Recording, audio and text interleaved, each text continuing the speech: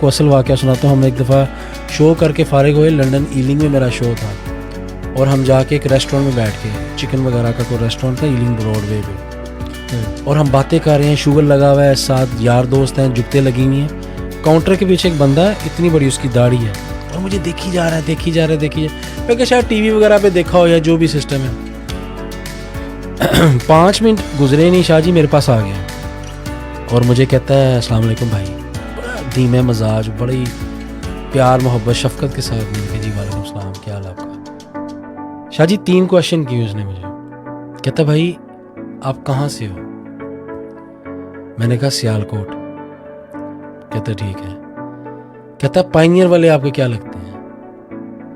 میں نے کہا میں جی انہیں فیملی سے ہوں. دس از 2018.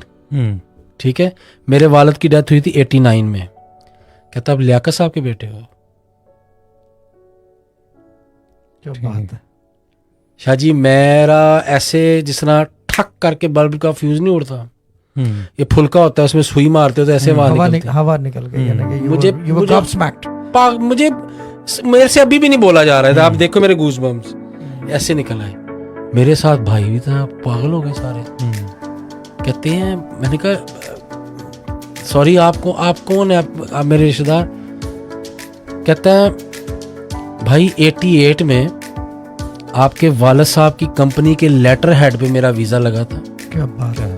ٹھیک ہے, میں پائنیئر کے لیے کرکٹ کھیلتا تھا پروفیشنل. میں یہاں پہ آیا ہوں, عمران میرا نام ہے, آپ کی گلی میں تھا, اور آپ کے والد صاحب نے میری والدہ کا وظیفہ لگایا ہوا تھا.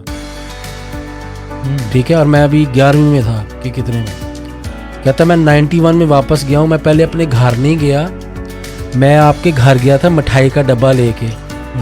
مجھے پتہ لگا کہ والد صاحب, آپ کے والد صاحب کی ڈیتھ ہو گئی ہے. کہتا آپ یقین کریں 3-4 دن کے بعد میں واپس آ گیا. میرا دل نہیں تھا کر رہا کہ میں اس کنٹری میں دوبارہ ٹھہروں. اور کہتا ہے آج آپ مجھے ملے ہو. شاہ جی وہ مجھے گھر لے کے گیا, اپنے بیوی بچوں سے ملایا ہے, اور ایک ایسی چیز کہ میں ساری زندگی نہیں بھول سکتا, اس کے ڈرائنگ روم میں میرے والد صاحب کی فوٹو لگی ہوئی تھی. اس کو کہتے ہیں وفا. اس کو کہتے ہیں وفا. تو میں اس قابل نہیں کہ میں